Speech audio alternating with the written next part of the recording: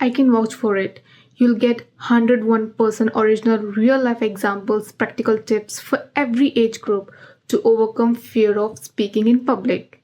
If you're someone who fears speaking in public, this video is for you. Stay till the end of this video because real life practical examples are the most effective way to overcome the fear of public speaking. The example is my original work. You may have already heard the remaining information from other YouTube channels. First, let me break down what fear actually is. Does fear exist in a physical form? The answer is no. Hence, fear can't hold your tongue or stop your legs from taking you to the stage to speak in public. These are human emotions residing in our brain. Emotions flow like a fluid, but only you have the power to decide which thoughts you allow to stay. The moment you stop entertaining fears like, what if people laugh at me? What if they humiliate me later at school, college, or the office? What if I fumble for words during the speech? What if I struggle to find the right words? And so on. Because of these thoughts, you started to get nervous. The only solution to fear are: Solution 1. Don't think about anything. Just live in present. The moment you stop engaging with thoughts and start living in the present, your fear will be completely resolved. Solution 2. Practice at home in front of multiple people before going on stage. You can give your speech in front of anyone, such as the parents, siblings, friends, or neighbors. In this way, you would overcome 50% of the fear of giving speeches in public. Solution 3. Chant affirmations daily. Write your own affirmations and stick them on your wall. Write anything that inspires you. For example, I am calm, confident, and clear when I speak, and people receive my words with respect. But again, I'm saying no matter if you're speaking affirmation where this line is mentioned that people receive my words with respect. But don't keep any expectations from it. I don't want to encourage viewers to think about any specific outcomes. Just chant this affirmation without overthinking the future result. Solution 4. All the viewers who will give speeches in public, think of this fact. No matter how many people will be present in front of you, trust me, 95% of people won't listen to your speech. Because in 95%, half of the people won't be having the brain to comprehend your speech, and rest half of the 95% would only be thinking these stereotypical thoughts like which brand of clothes you are wearing and when will this even get over so that I can grab free buffet? OMG, this guy or girl is really looking hot, but not better than me. And so on. People are busy in their life. They won't be thinking much about your speech. They would just pretend to like your speech by clapping, and later they would forget who you are and what was the context of your speech. So just relax and always go to the stage thinking of this fact. Trust me, it's completely normal to think negatively sometimes. In the end, we are all human. The same idea is stated by Krishna in the Bhagavad Gita, chapter 2, verse line 47. कर्मण्यवादिका रस्ते मा फलेषु कदाचन मा कर्म फलहेतुर्भुर्मा ते संगोत्स्तव कर्मणि. English meaning is, you have the right to perform your duty, but not to the results of your actions.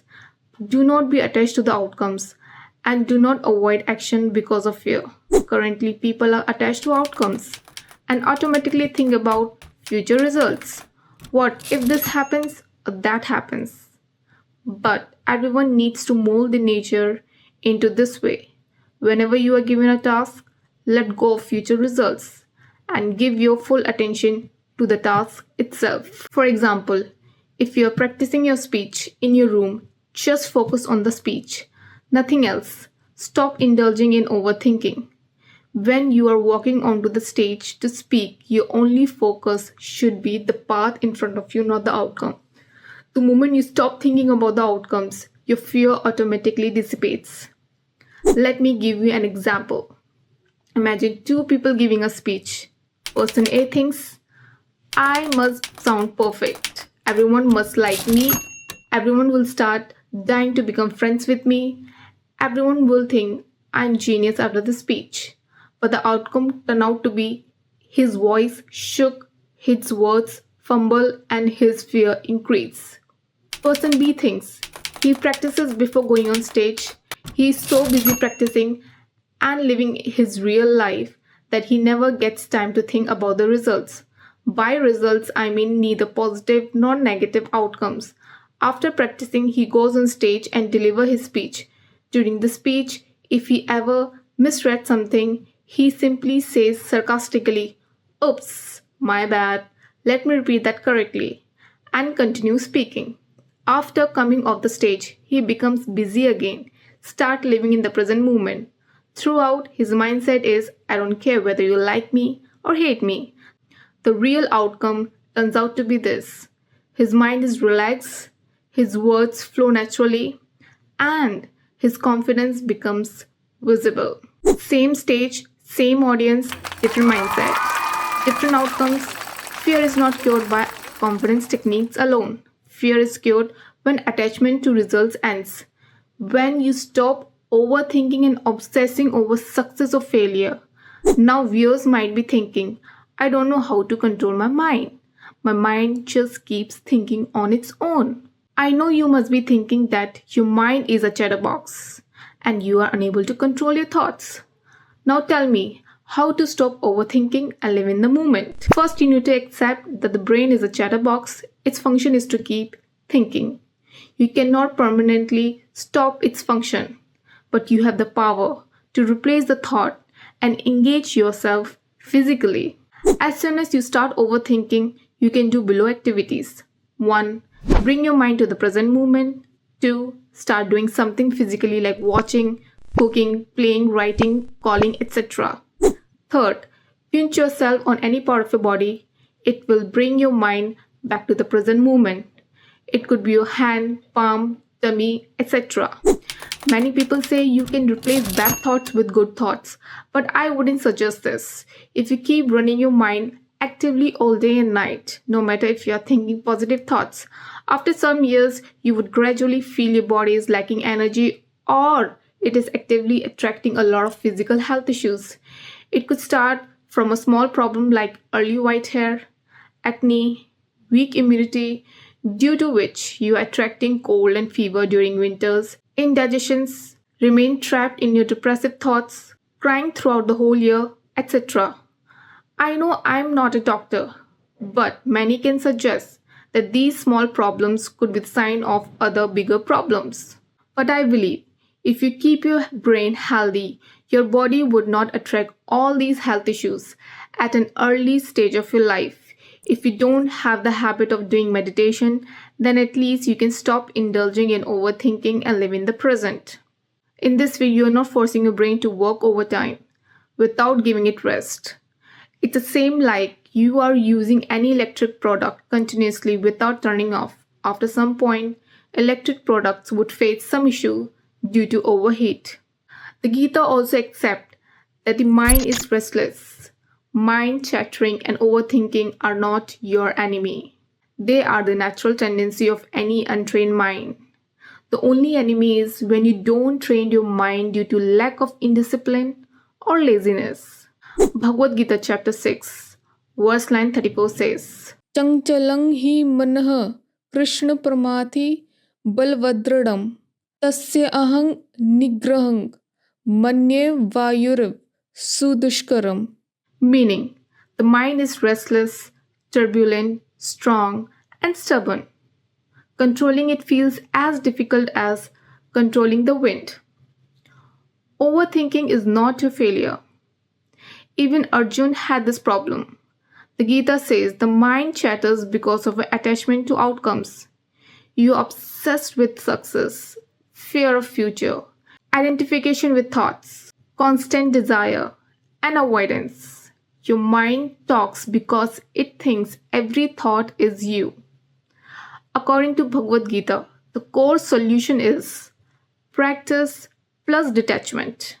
Bhagavad Gita chapter 6, verse line 35 says, अभ्यसेन तु कौन्तेय वैराग्येण च गृह्यते.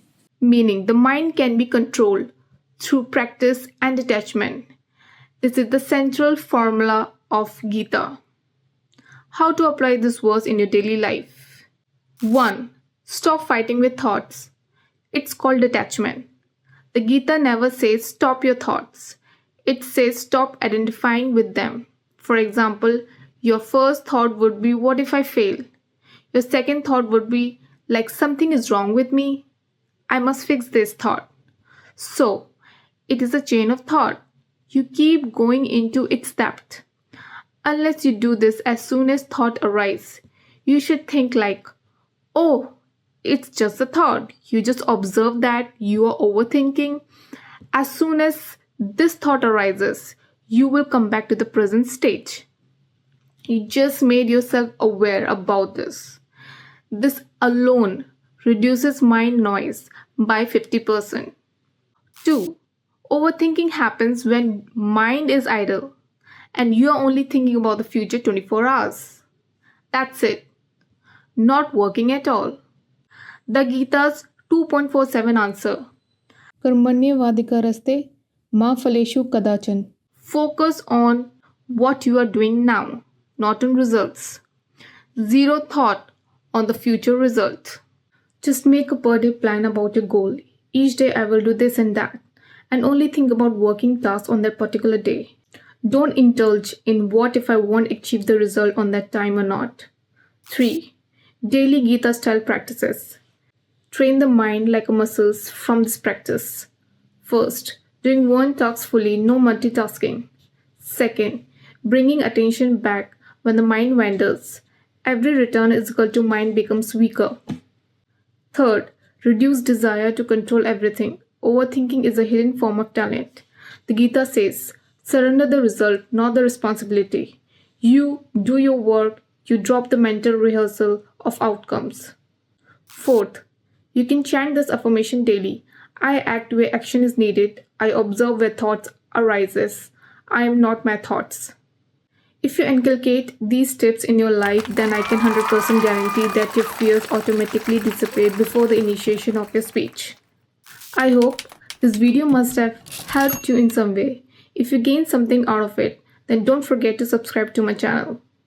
You can support this channel financially by buying any product from my merch store. The link is given in the description and about page. People also face many other problems while speaking in public, like first, anxiety while speaking in public. Second, when someone throws a new topic onto you, then your mind goes blank. Third, what should you do if you forget or misread something while speaking in public? Fourth, how to gain confidence of speaking on stage. Fifth, how to make people listen to your speeches, and more. You can find links related to all these topics below in the description. If you have more queries related to any topic, you can write down in the comment section.